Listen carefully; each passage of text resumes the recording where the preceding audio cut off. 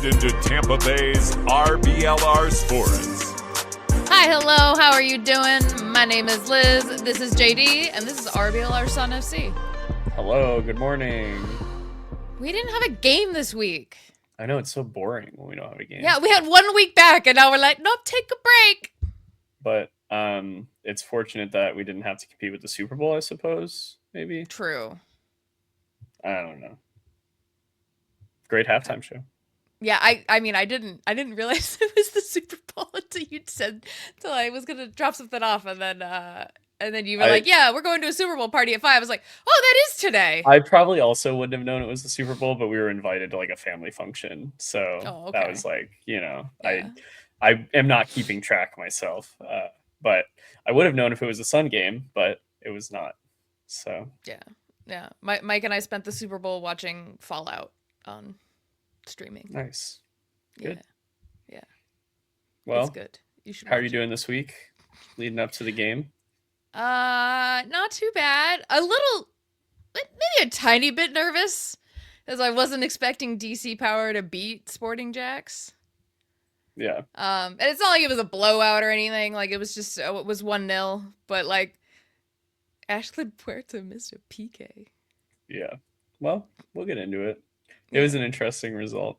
I'm under the weather today, if you can't tell. So I apologize for any sniffles that come through on the broadcast. I've been staying hydrated, so we'll see. I should be okay. But hopefully I'm in good shape by Saturday. I'd hate to miss a game. So Snaps for JD for coming through. I'm here. But what I did actually appreciate seeing was our first bit of news that the team gave us, which is not news to us, obviously, but it was just nice to see. February 4th was National Girls and Women in Sports Day.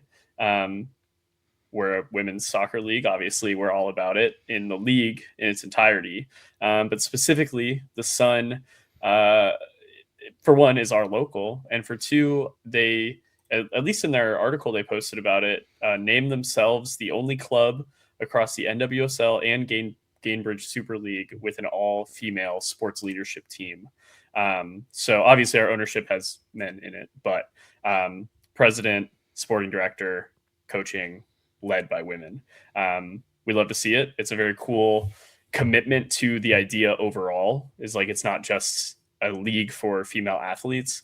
We've seen this with the NWSL to a degree, although people would argue the NWSL and WNBA coaching still suffers from being male influence / dominated. There's a running joke in the NWSL channel on the Super League Discord, on the USL Discord, that they are just the reigning champions of bald white coaches. Yeah.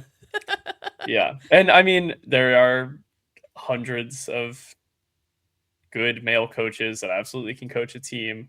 But it's nice to see not only, our ownership bought a franchise slot in a league and then brought on a president that is a woman, brought in a head coach that's a woman.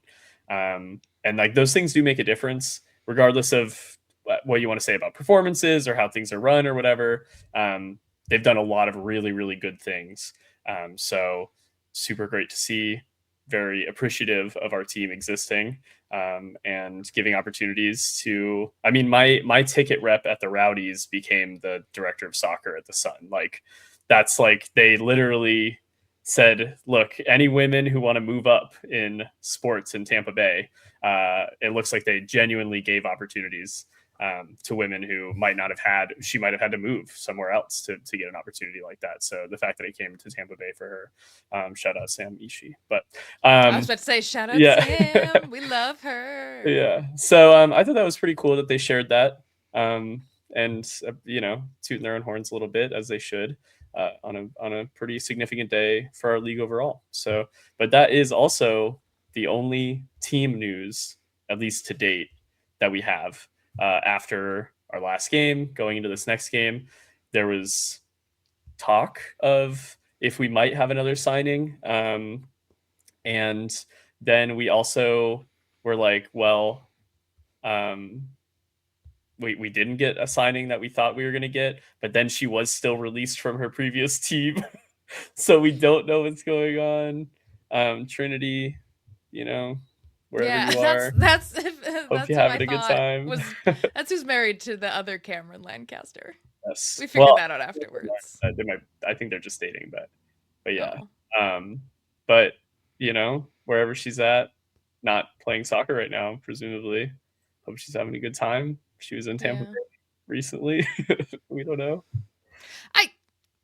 It could be just one of those things. Like, I don't understand quite how it worked because I'm pretty sure Hawk's daughter went back to Europe to play. Still comes and visits Jordy, like, way more times than I would expect, like, considering how much international flights cost. Yeah. I don't know. I mean, maybe stuff is covered for the team. Like, I don't know. But we don't necessarily need anyone. I'm not calling for more signings. No. I think the last game proved to me that if we don't add anyone in the spring, I mean, there might, for one, Tosh Flint could come back. That is a possibility on the table. And then if we do make another signing, Faith Weather regardless, right? Just so people remember. Sorry. No, you're totally right. And so, like, I think we have a great squad. I think we have an improved squad from the fall season based on the departures and arrivals and based on how those arrivals performed in the last game. And I'd love to see that built on. But at this point, I'm not, as like a Sun fan, calling for we need more signings. We need to bring in somebody else. If they're around, if we haven't announced somebody yet, announce them, let us know. Otherwise, I'm very happy with who we have so far and who's going to be playing DC on Saturday. And we can get into the game preview now. Yeah. So, Saturday, Valentine's Day, and they still went with girl dinner. Like, I still just think like date night at the Sun was right there. Every other one is a date night. This one is for the single ladies. Yeah, what? Okay. I just have some questions. I don't think I'll ever get answers, but that's okay. However, their marketing team really does need to go like hit up the Rays if they can, because the Rays just came out with some amazing promos for this year. I am legitimately jealous of the windbreaker. I'm not gonna lie. So that's what I was talking about when I said that they need to work on their promos. That was a completely separate thing. But they are doing a Galentine's Day club promotion. It's BOGO tickets. There's a girl dinner ticket promotion, which is like one of their a canned espresso martini. It's the Cutwater beverages. They're pretty good. According to my boyfriend, I don't drink that much, so he's the one who taste tests stuff for me. It was like a salad and then also a side of French fries, and like they almost got there with the side of French fries. I like it. Like, salad? It seems I guess it's just enough carbs to soak up the espresso martini. It seems a bit insane. But I did notice today that That's So Tampa, famous brunch crowd periodical / blog website, wrote an article that this is exactly what you need for your Galentine's Day. And so if that is what gets us local media, then bring the girl dinner to Tampa Bay Sun. I'll take cringy promotions. Yeah, if it puts butts in seats, then yes, I will take cringy promotions. I mean, we talked about it with Gasparilla a little bit too. It's silly, I think, but I think it's okay if our ticket promotions are silly. If we're doing like fine otherwise. Obviously, our season is not going fine, but we have made improvements. We're working on it. We know that minds are in the right place. So if the ticket office has a little fun with it, and if it gets some blog articles written and 20, 30, 40, 100, couple more people come out this weekend that probably might not even have known a game was going on, then good. But I enjoyed this one line in the write-up about it. We got the email today, I think, that was like the ticket promotions, and it was that it's going to be a fun friendship focused atmosphere. Which, Tampa Bay Sun, are you friend zoning me? But also I'm bringing my wife, but do I have to friend zone my wife at the Sun game if it's a friendship focused atmosphere? I also don't know what that means. Is it just going to say, like, you know how we have the light up sign? Is it just going to be like friends? Like, I don't like, I don't think it's going to be far off that, which is what It's gonna actually say is making girl me dinner. laugh. Yeah. But yes, there is a BOGO ticket promotion. So you and your bestie or your significant other, any combination of relationship you have, or you and somebody random on the street, buy 2 tickets and then, you know, walk up to somebody on the street and give it to them. There are a couple different offers going on for this game, but it's just very funny. Like, I don't know. We have like normal ones coming up. I think we have, I mean, Pride Night still is coming up. Fan Appreciation. Those are more normal. One of them is a woman in sports related thing. I don't remember the exact wording of the promotion was, but that's another one. So like those are all good too, but just specifically being on Valentine's Day, I guess they thought they had to cook, and maybe they did. We will see. I guess if they can get people to come out on Valentine's Day, that is a pretty impressive. I mean, Yes. us sickos will be there with our significant others, because that's just what we do. Yeah, we drag them along every time. Yeah. Well, we are going to be playing the DC Power, so let me give you some rundown of where they're at in the league, and then we can get, you know, into more specifics about them. DC Power is currently in 6th place in the table. We're in 9th. Don't have to remind you that, but it's the fact of it. They're 4, 5, and 6, which just was fun to say, honestly. They're pretty mid. They're definitely they're a team that can lose games. They're a team that has had trouble scoring. They have 20 goals for, 19 against. So, I mean, pretty much the definition of mid. We'll get into maybe a couple of the key players a little bit later on that have, you know, put them into games that they might not have been in otherwise. I don't see them as a team that's radically different from us in terms of having not fully figured out what's working for them, but possibly maybe they're starting to figure out in the spring, which is also related to us. And that is because they have played 1 match so far in the spring on February 7th, and it was against Jacksonville. Jax is up there in the table. I don't think they're first anymore. Are they second now? No, Lexington is first again. Yeah. So Jacksonville's up there, though, towards the top of the table. Definitely pretty much a shoe-in for playoffs, you would say. And DC Power did take them down 1-0 on February 7th. So that's an interesting result to start the spring season. Looks like DC Power had something good going for them. Jacksonville might have had an off night. You know, with the players they have on their team, it's hard to imagine they lose too many games more in this half of the season. But yeah, you want to walk through how that game went down? Me taking notes for this game, and I think JD, I think you saw me typing all my reactions to this. Sometimes we're typing notes in the doc at the same time, and I just have to like sit and like watch it happen in real time. It's fun. And I can imagine this was really funny, and it probably would have been even funnier to witness it in person because the noises I made were inhuman because I was just flabbergasted. So it's 0-0 for most of the match. 78th minute, Alyssa Walker, it's a new signing. This is her debut with DC Power, scores.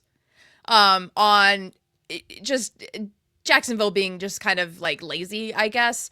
The keeper gets caught out because they are running towards the 6-yard box line to just like scoop up the ball.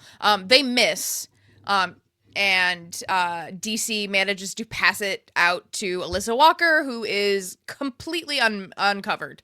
And it's easy right in the back of the goal.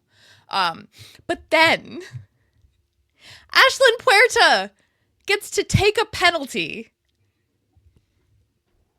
Ashlyn Puerta, contractually obligated to score in every match. Ashlyn Puerta. It's her job. And my notes start with, oh damn, she missed a PK in the 82nd minute. That's crazy. That's just like and from then, the match. oh my god, she hit the post. It didn't even get saved. She just missed. Yeah. And I know it's really mean to take like this much joy in it, but it's Ashlyn Puerta who's been scoring in every goddamn match. This is funny. It was like an off-pace one too. Like she, not literally like a Paneka, but she like inside of the foot like passed it to the corner, and like you can't you just she was wide by 10 inches. Like it was like square off the post. It wasn't even like a bank off the post. It was No. like square, like the ball missed the net. So I don't know. And the keeper went the wrong way too. So The keeper didn't even guess right. she lined it up pretty well. And the keeper dove the wrong way, and then she was like, all right, and then passed it and missed. So just like me for real is what I can say about that attempt. I just have no words. So many things went wrong. It's just really funny. I mean, I'm like almost crying. It does feel like, and I mean, this is like is the story of these two teams. It feels like Jacksonville obviously on that didn't finish an opportunity, but overall, just skimming through the game and looking at the key plays, a lot of energy for Jacksonville, a couple breakaways, a couple like overloads, fantastic opportunities that you expect a team in the top two in the table to be able to convert on, and they didn't. And I think on my light analysis, it was more down to Jacksonville not finishing the opportunity than it was to DC defending lights out. They did that was a complete fluke of a goal. Yeah, they didn't have an incredible. DC looked good. They stayed in it the whole game and they won. So credit to them. But it was definitely Jacksonville walked away from that game pretty disappointed that they didn't get something on the board. And so I think the result might be a little startling if you're looking forward to us playing DC this weekend. But I think we have some more opportunity than it seems. They didn't play Jacksonville off the field. Jacksonville, was asleep at the wheel a little bit. So yeah. They had 14 shots with only 2 shots on goal for that entire match, Jacksonville. So they didn't like eat their Wheaties or something that morning. I don't know, but yeah. Oh, and that was still more shots on goal because DC only had 1 shot on goal, and that was their goal. So even then, Jacksonville I missed that in the more. stats. Yeah, even then, Jacksonville still had more. Like they were the better team. So, I love reveling in Jacksonville's demise. Demise as they sit in second place. It's fine. Yeah. Well, I mean, if this is the downfall, my analysis of how our season would have to go for us to make playoffs did involve a team like Jacksonville, essentially Lexington, Jacksonville, and then whoever's going to end up third, basically like cleaning house the rest of the season. Because if the top 3 teams beat everybody all the time, then that opens up points for us to sneak into fourth, which is pretty much sneaking in is the only way we get into the playoffs.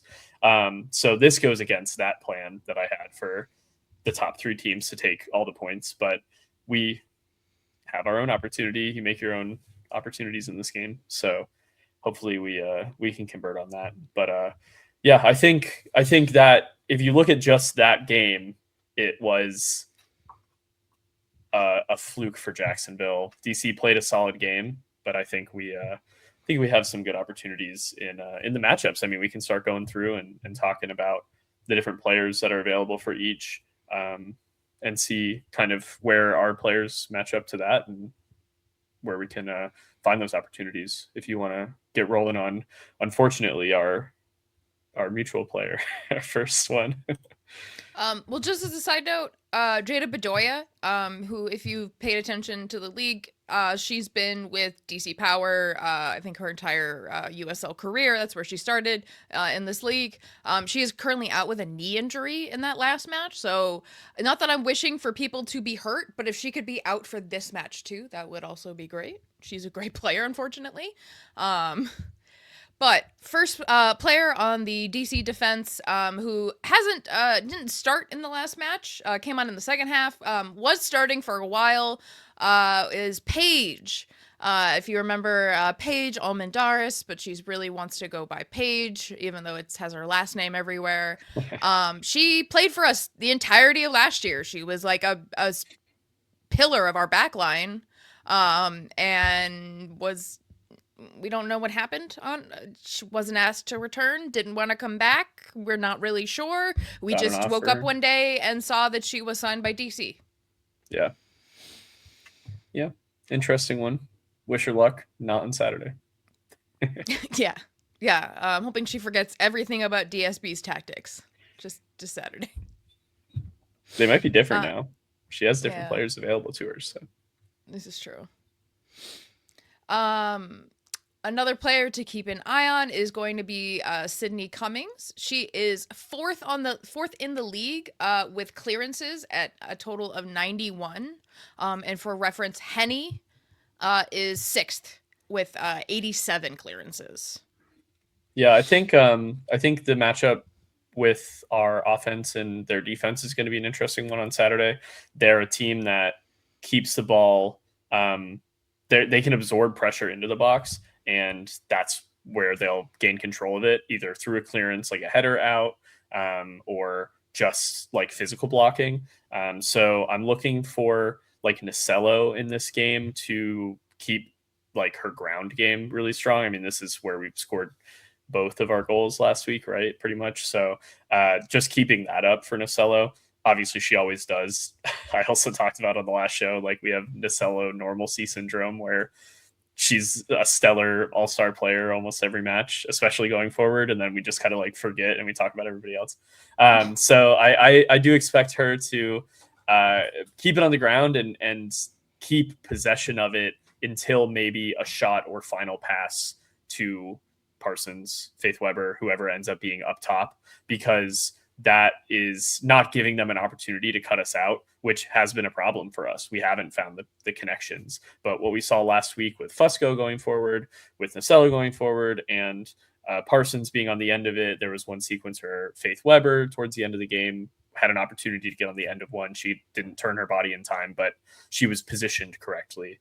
So things like that are what I'm going to be looking for us to keep the ball away from Sydney Cummings, because she just has a really good idea of what's around her in the box, and when an attacker is coming at her, she is cutting that pass out at the fourth most efficient rate in the league, apparently. Yeah. So yeah, and the DC's also in a three-way tie right now with the Ascent and Sporting Jacks for passing accuracy at 77%. We are at 71, which isn't that much, but the whole like range isn't that much. So 6 is a lot. And when you look at our head-to-head stats, it was like a 10% difference or something like that. It was a lot. yeah. And this is just what did we say, 6th place? This is just 6th place. Like, they have a pretty decent defense, especially with their next player, Morgan Aquino. Is their goalkeeper, second to Hope Heisey with 41 saves and a total of 3 clean sheets. Yeah, we seem to be up against it in goalkeepers these first couple of weeks of the season restarting. Aquino looks really good in front of goal, made a fantastic save, at least one really great save against Jacksonville that I saw a highlight of last week. But overall, I think it's just going to be a case of our forwards and our strikers finding that striker, they call it like that's a striker's goal, like finding where the corner of the net is open, finding where she isn't positioned, essentially. And it's a great opportunity also for Parsons to get into goal scoring form this season. She got her first goal last game. As like you said in the recap, you could see the weight lift off her shoulders. She was so relieved. She talked about it in the presser after, just how much of a relief it was. And so now that the energy has shifted from darkness to something more positive and something to build on, I think that I'm looking to Parsons for that, kind of keeping up her same game plan, keeping up how great her positioning is inside the 6-yard box. And she's going to have to find that creative final touch to get past the second best keeper in the league, but she got past the first one 2 weeks ago. So definitely something she can do. And then also wearing her down. So we also have Faith Weber who can come in. She came in the 60-something minute last game. And she's also a striker. Parsons actually stayed out there, so we played both of them. And Weber was just, it was kind of a strike partnership at that point, as opposed to Parsons being up front alone. But she can bring a lot of energy. She's very young, and late into the game, if she does come in the 60th, 70th minute, and maybe we're going for a winner, maybe it's 0-0, maybe it's 1-1, and we have an opportunity to go ahead late in the game. Again, Faith Weber is going to have to find that creativity, that final touch to get it past a great goalkeeper. So that's what I'm looking for out of them. And obviously, they're going to watch tape. They're going to figure out where her weaknesses are, what side of the net she favors, where her defenders position, and hopefully we get that, plan figured out and are able to score those goals. Yeah.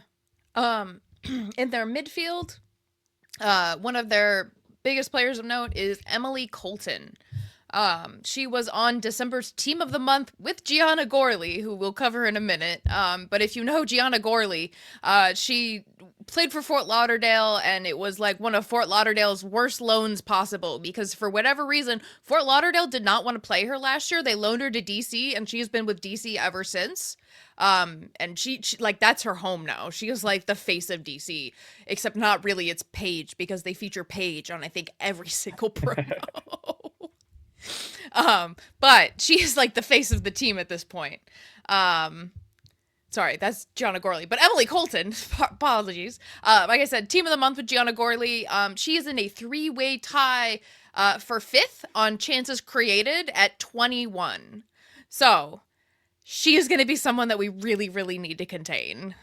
Yeah, she's going to be strong moving forward, connecting with, Gorley up front. And I think our best opportunities to slow that down are going to be through, obviously, Provenzano and through Listro in the midfield. I need to see a little bit more out of Listro this coming weekend. She wasn't weak in the last game, but I felt like she wasn't near the ball or on the ball as much as we needed her to be to control it in the midfield and pause. I don't want to see us have to go all the way back to defense to build up a play. I would love it if it started out of the midfield, then we take it to the wings, then we bring it to the box. Like, that would be a nice way to keep us from keep our energy up. We've seen the team do it a few times this season, where we brought the energy up, we passed around the midfield until we got it forward, and then Provenzano as well. Just that energy she had last week was great. She was my player of the match. I keep saying last week, it was 2 weeks ago. You know what I mean? But she was my player of the match, and she just had, like I said, she had captain's energy to me. She brought the team together after we conceded. And so in the midfield, I just want to see the exact same performance out of Provo. I want to see a little bit more out of Listro, maybe finding, maybe leaning a little bit more to defense to absorb pressure better, keep Colton under wraps, and then we can explode out forwards. We have a great, group of players up front that we can start to get passes to and move it forwards. But I feel like if we let Colton push too much on our defense, if we're not shutting her down in the midfield, then that's when we can run into problems, because our defense has not been the stellar lights out we need them to be. As you can tell, we conceded 2 goals in our last game. So, and their attackers are pretty good too. Yeah, so the aforementioned Gianna Gorley, or G Money, as the announcers feel like they have to mention every single match. There's got to be a chant. There's got to be a chant in there, like, no money. Like, if we shut her out, we gotta let her know about this. Okay, yeah, we'll have to get the heat wave. We'll have to get the heat wave cooking on this. But yeah, I don't know why they feel the need to mention that, but they have mentioned it, I think, in every single match that I've watched of DC Power where she plays, which is all of them. She is 3rd in the league on goals scored at 8, and 1st in the league at shots at 42. This is a 6th place team, guys. Oh boy, again, cannot believe Fort Lauderdale bungled this one. Like, absolute gold mine right here, and they just gave it away to DC, who last year was like so terrible. Yeah. And now this year, really trying to make something of themselves. Yeah. Well, Fort Lauderdale's kind of in the mud with us, right? They're like 7th or 8th in the standings. So, I mean, not to talk trash from literally the bottom, but they're paying for it a little bit. Yeah, Gorley is the main reason that I'm going to need more out of our defense this game. The 2 goals we gave up in the last game against a slightly better team, I wasn't too worried about it. And I think the situations surrounding those goals were the first one was kind of an open header in the box. So that one definitely needed to be, that was more defensible. The second goal, we talked about the foul or the potential foul before. So that one was a little bit just catching players off guard. I'm sure a mistake like that won't be made again. But I think we need to look for a shutout this game. I think they have fantastic. They have Gorley. They have fantastic options up front, and these kinds of players are not going to.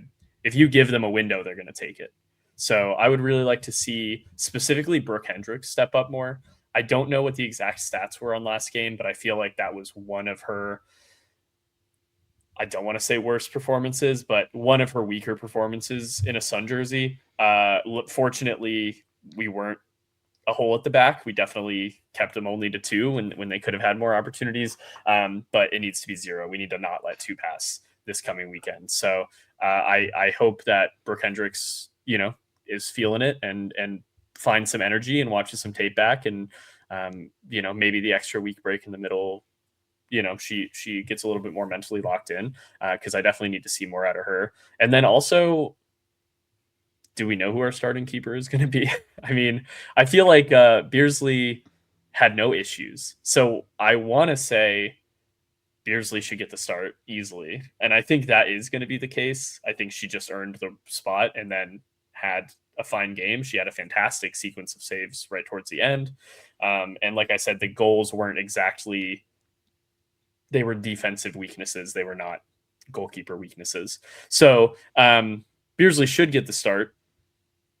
But that's also what I was saying about Sydney Schneider, and then she is not starting anymore. So I don't know what we will see. I assume Beersley will start. Like I said, it's a good problem to have if you have 2 good keepers, and I hope that's the case. I hope they're both competing every day in training and making our strikers really work for it when they play scrimmages, and that would be nice to improve everybody on the squad. But I think it will be Beersley that starts, and I think she would deserve the spot. And, it's another matter of watching tape and figuring out the tendencies of the strikers and shutting them down. And I think that's what I'll be hoping for out of our defense. We got to shut them out. I think that would be such a big boost to the morale overall. And that starts, like you were saying earlier, in the midfield. They have a high passing accuracy, and they love to move the ball around. We got to start being that team that holds possession a little bit more. Jacksonville actually had more possession than them last week as well, and they still lost. So just holding possession isn't enough. You got to make sure that when they have possession, you're doing enough off the ball to close down those lanes, fully shut them down, not give them the opportunity to take a shot. And that'll be, our kind of keys there to hold them to 0, which I think would be, if we do that, then and we win this game, I absolutely believe we start making a case that we could actually do a playoff push. If we draw this game or lose this game, I think I'm ready to call it on the spring, overall. I mean, it's almost mathematically there already just by drawing last game, but it's truly how you go into every single one. And it's a team in 6th. We're in 9th. We're going to have to beat teams in the top half of the table to do this. So shutting out a team that's even on goal differential, not fantastic looking overall, pretty mid, had one good game last week. They're going to be energized off of that. So we got to bring our own energy to it and shut them down. Yeah, and DC is coming for us. They interviewed a couple of DC players after the Jacksonville match. I picked out Justina Gaynor's quote because they specifically asked about the match against Tampa Bay. Quote, "We just need to finish our chances. We created a couple of good opportunities and got it in behind a few times. Just getting more shots on goal will definitely increase our chance of scoring. As always, staying tight on defense, staying compact, and we need to get another shutout." So we are going to have a time on our hands, I think. Because both teams, they also are trying for a playoff push. They know that every point matters, especially when half the season is gone. Yeah. So I think this is going to be a tough one. I think score prediction, I'm going to err on the side of hope. I'm going to say a 1-0 win. I think I'm with you. I think it's going to be harder to score goals in this game. I think they are a better defensive team than we faced already. So 1-1 draw. Yeah. You can pick the same one as me. You win. don't have to. Yeah. I don't know. What's in your heart? I should have thought of this before, right at this very moment, but I was sniffling earlier. Yeah, I'm going to say a 2-1. I'm going to say we score 2 goals again. I really liked what I saw last week. I think we are not so out of ideas moving forward. And I think we will not have trouble scoring goals in the spring half of this season. Please do not prove me wrong, Tampa Bay Sun FC, because I truly believe this. I would really like to see 2 goals again. And then if we keep them to 1, I mean, I'd love to see 2-0 too. But the reality is, even if our defense plays better, I think we're still maybe the worst defense in the league, like as a stat. So even if we play better, there's still a chance that we give up a silly one. So for realism's sake, they get 1-2. But in my heart, we win 100-0 every game, and it never happens. So. Yeah. Super producer Eureka is predicting a 2-0 win. So we're all predicting a win, which is good. For the love of God, Is it good? Don't prove us wrong. Do we know what we're talking about? I don't know. I knew what I was talking about more last year, apparently. Yeah. Well, I think we do have a good matchup. It's a team, like I said, that's on our trajectory. So if we beat them, it's more promising than it looks. I think if we beat the team in 6th, that doesn't feel like it's amazing. I want to play Lexington and Jacksonville and beat them. Any win at this point is going to feel phenomenal. I don't know what you're talking about. If we do truly, and the difference will be the defense. Like I said, I don't think we're going to have trouble scoring goals. So if we can actually keep them to 1 or to 0 and outscore them in the game, I mean, that's like a really dumb analysis thing. It's like, if we score more goals than them, we win. But I think it's more promising than that. I think it bodes well for our season overall. And like I said, constantly building on that energy. A shutout, that would be fantastic. It would give our defense a lot of confidence, and we can carry that forward. So I really nobody getting hip checked in the head. Keep our heads above hip level. Shoulders are softer. That's not true. They're like the same. But yes.